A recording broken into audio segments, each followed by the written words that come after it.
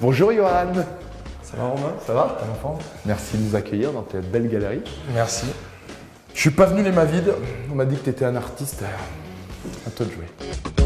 Ah, et le stress de la feuille blanche. Ah. Alors le thème c'est? Là, sur cette expo, Ouais. L'amour et la violence. Ça te correspond, ça te parle? C'est toi qui as choisi? Comment? Non, on l'a choisi ensemble, avec mes deux potes qui sont Inès et Jean. Et eux, ils travaillent énormément autour de la femme. Donc on voulait le côté sexy, mais le côté aussi tendre, mais dramatique un peu des relations, tu vois, des fois, de la séduction, de l'amour, bon bref.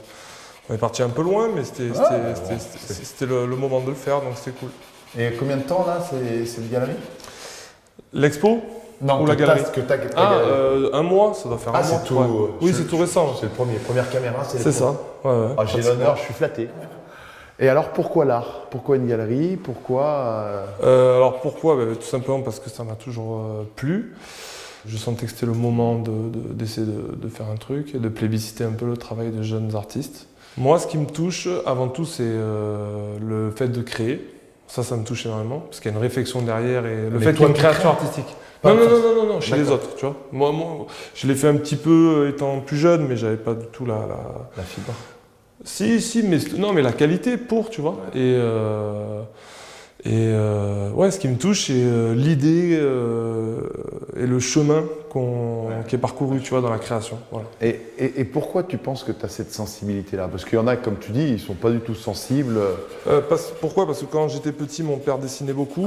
C'est lui qui m'a mis au dessin. Il était dessinateur industriel, donc je l'ai souvent vu dessiner parce que il dessinait beaucoup de choses, des plans, tu vois, et ça m'a toujours plu, le calme qu'il y a eu. Quand j'étais petit, on m'a mis à la peinture, donc je prenais des cours de peinture. Je trouve que cet univers-là, voilà, de création me plaît beaucoup. Et j'aime l'idée de faire partager ça, en fait. Mais voilà. Bon, je suis désolé, mais on va être obligé de parler un petit peu de rugby. Tu as commencé ta carrière au bord de la rade. Ouais, à Carqueiranne. Et tu te sens plutôt de là-bas? Tu es vraiment toulousain maintenant? Par contre, je me sens très très bien ici. Je me sens très bien en famille quand je redescends. Et voilà. Je pense qu'ici et là-bas, je me sens chez moi. Et peut-être un jour, ça sera ailleurs. Après le rugby, je ne sais pas du tout. Mais voilà. Tu as un rêve? Tu dis après, je sais pas, une galerie d'art à New York, où tu as envie de voyager, tu as des trucs auxquels tu penses qui... Non, tu n'as pas... Ouais, peut-être le Japon. Rugby? Les deux? Non, après peut-être, tu vois, après, pour voir, ouais. Voilà, peut-être dans l'art ou dans autre chose, mais... Quel est le plus beau souvenir que tu as eu? Rugby, c'est les titres. C'est des grands moments de joie après des moments difficiles et longs moments de saison comme on a ici.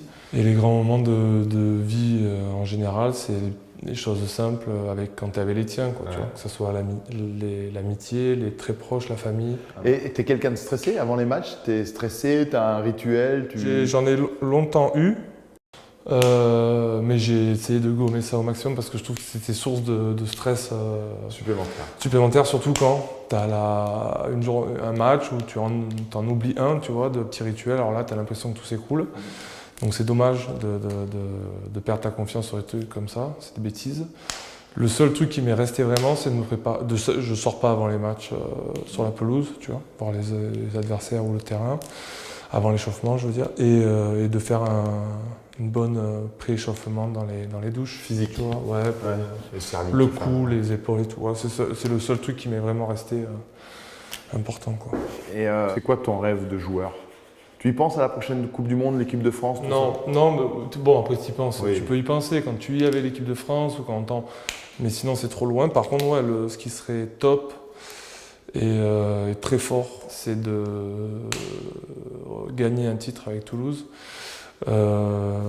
Avec la jeune génération qui arrive là. On a des super jeunes joueurs, début de la vingtaine quoi. la première ligne, aux ailes aussi, il y a Arthur Bonneval, il y a Thomas Ramos qui va partir, mais qui va revenir. Et il y a Gaël, il y a Yacouba, il y a des super mecs, on a un super groupe. Et donc ouais, c'est tout con. Des bons jeunes français, pas trop d'étrangers. C'est bien ça. Ben, c'est important. Ah bah, hein, dans le rugby. Je pense qu'il faut à Montpellier. Moi j'ai dit ça.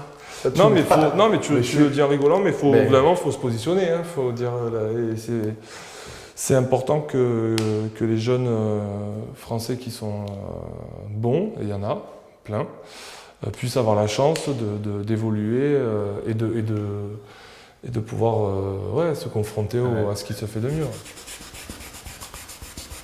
Ah, ça fait faire sortir le visage. Qu'est-ce que ça représente? Pourquoi? Comment? Pourquoi honnêtement, je ne sais pas. Et voilà, ben, c'est une femme. C'est qui? J'espère qu'on reconnaît que c'est ça. Une femme. Je ne sais pas qui c'est. Et même si je le savais, je ne te le dirais pas. D'accord. Donc voilà. Tu sais qui c'est? Plus ou moins. D'accord. Même si j'espère que c'est pas très ressemblant parce que sinon. Salut, c'est Dardar. C'est quoi? Dardar, c'est l'histoire d'une œuvre d'art. De l'art? De l'art. J'adore! C'est une œuvre réalisée en 1988 par Catherine et Michel, merci qui, sur les bords de la Méditerranée, à Hyères. Le tableau passe tout d'abord inaperçu aux yeux du public azuréen. Il circule successivement entre les mains de collectionneurs, tout d'abord Carcaragnères, puis en 2006-2007, entame une série d'allers-retours entre le pôle Espoir Marcoussis et Toulon. Très rapidement, le courant des spécialistes l'élève au rang d'œuvre nationale. Mais c'est réellement sous l'ère du maître Novès que le tableau prend véritablement sa valeur. Quelques conservateurs de musées étrangers s'intéressent à lui outre-Manche, mais le trésor ne sera jamais expatrié. C'est en 2012 qu'il sera exposé pour la première fois au musée national du Stade de France, aux côtés du légendaire Nallet. En 2014, il tiendra la cote à lui seul du triptyque Flancard, Papet, Maestri. Le public est conquis, son statut d'œuvre internationale est acquis. Il est dès à présent visible dans nombre de galeries et musées d'Europe et du monde entier. Le Millennium de Cardiff, Murrayfield d'Édimbourg et l'Eden Park d'Auckland. C'est lors de l'exposition universelle en 2015 à Londres que PSA, Philippe Saint-André, collectionneur très controversé, en fera son œuvre préférée.